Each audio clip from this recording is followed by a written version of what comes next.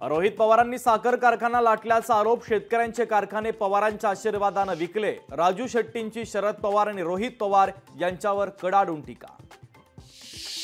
खासदार संजय राऊतांना दिलासा। संजय राऊतांना दंडाधिकारी कोर्टाकडून जामीन मंजूर। अपील करण्यासाठी राऊतांना 30 दिवसांचा अवधी।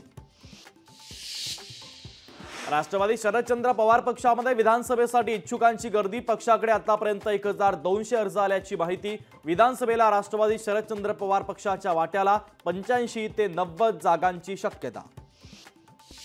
नालासोपाऱ्यामध्ये भाजप पदाधिकाऱ्यावर अत्याचाराचा आरोप। फडणवीस त्यांचा एन्काउंटर करणार का? अक्षय शिंदेच्या एन्काउंटरवरून राऊतांचा हल्लाबोल।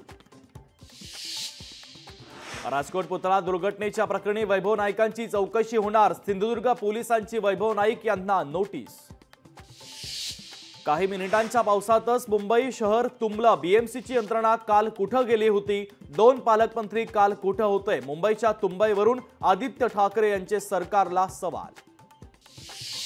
विधिमंडळाच्या हिवाळी अधिवेशनाच्या बजेटमध्ये 30% कपात। यंदा हिवाळी अधिवेशनासाठी 65 कोटींच्या निधीची तरतूद।